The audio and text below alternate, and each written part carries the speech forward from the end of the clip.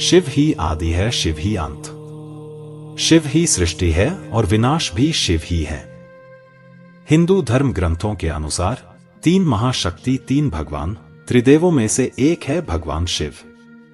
धर्म ग्रंथों में भगवान शिव को संहारकर्ता के रूप में वर्णन किया गया है, परंतु कुछ धर्म ग्रंथों में भगवान शिव को ही इस संसार का सृजनकर्ता भी बताया गया है। भगवान शिव ही परमेश्वर परम ब्रह्म है, जिससे इस संसार का सृजन एवं संचालन होता है। आज हम इसी भगवान शिव के उत्पत्ति एवं जन्म के बारे में बातें करने जा रहे हैं। भगवान शिव की जन्म कैसे हुआ? शिवजी के माता पिता कौन है? शिवजी इस संसार में कहां से आए? आज की हमारी कथा विभिन्न स्रोतों से ली गई है। कहीं कहीं थोड़ा उतार चढ़ाव हो सकता है, इसलिए कृपया बहुत ही ध्यानपूर्वक और श्रद्धापूर्वक इस कथा को सुने।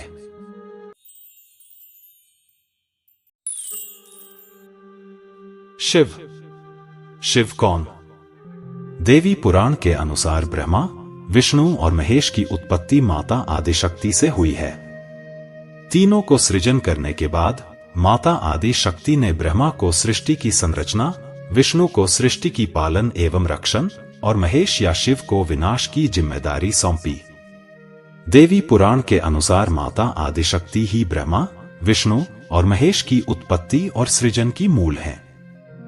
विष्णु पुराण के अनुसार भगवान विष्णु के शिर से उत्पन्न ऊर्जा से शिव की उत्पत्ति हुई है।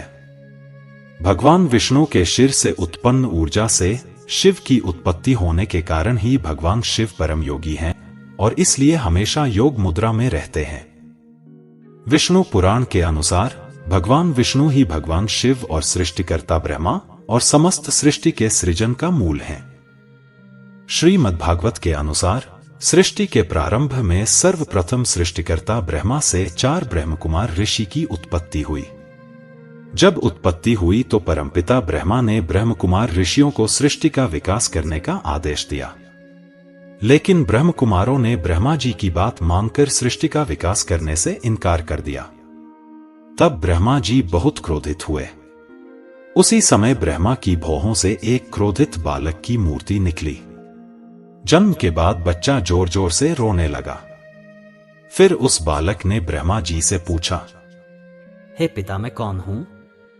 मुझे मेरा नाम बताओ और रहने के लिए जगह दो। उस बालक की बातें सुनकर ब्रह्मा जी अति प्रसन्न हुए और बोले, हे पुत्र, मेरे आशीर्वाद से तुम्हारी सभी मनोकामनाएं पूरी होगी। चूंकि तुम्हारा जन्म मेरे क्रोध से हुआ है और पैदा होने के बाद तुम बहुत रोए, इसलिए तुम्हारा नाम होगा रुद्र। तुम मुझे सृष्टि का विकास करने में मदद करोगे। ब्रह्मा जी की बात मानकर शिव के 11 रूप एकादश रुद्र और एकादश रुद्राणियां मिलकर सृष्टि विकास करने में लग गए। ये सभी रुद्र भूत पिशाच आदि को जन्म देने लगे, लेकिन सृष्टि के विकास के लिए रुद्र द्वारा सृष्ट ये भूत प्रेत और पिशाच ब्रह्मा द्वारा रचित संसार के अन्य प्राणियों को निगलने लगे। ये सब देखकर ब्रह्मा ने रुद्र या शिव से कहा, हे रुद्र, तुम्हें अब और नए प्राणियों की रचना नहीं करनी है। अब तुम जाकर तपस्या करो। परमपिता ब्रह्मा जी की बात मानकर शिव ने ब्रह्मा जी की परिक्रमा की और उन्हें प्रणाम करके तपस्या करने चले गए। श्रीमद्भागवत के अनुसार इसी प्रकार सृष्टिकर्ता ब्रह्मा से भगवान शिव की उत्पत्ति हुई है।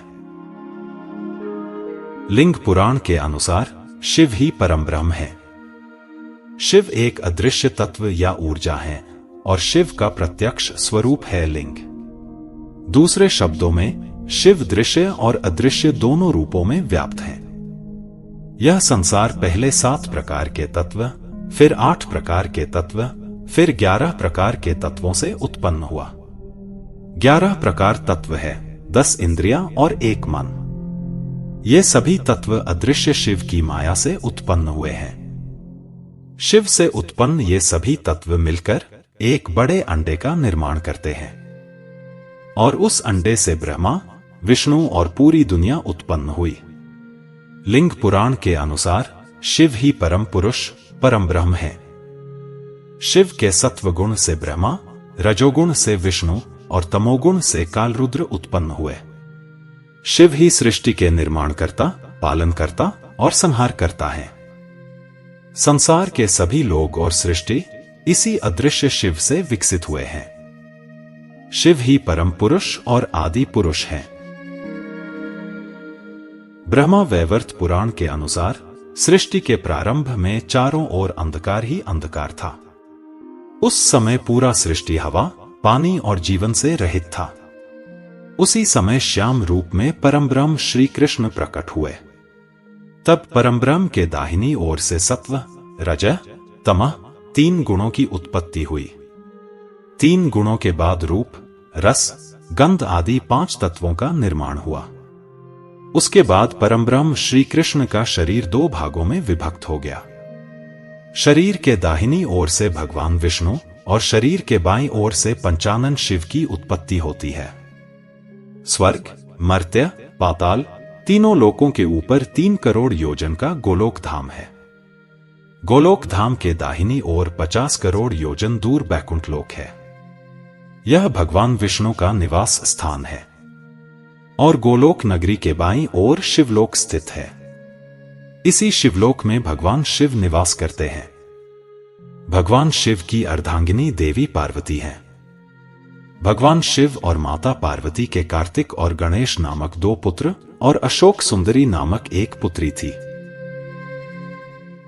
मित्रों, यही हैं भगवान शिव के जन्म एवं उत्पत्ति कथा के दूसरे एवं अंतिम भाग।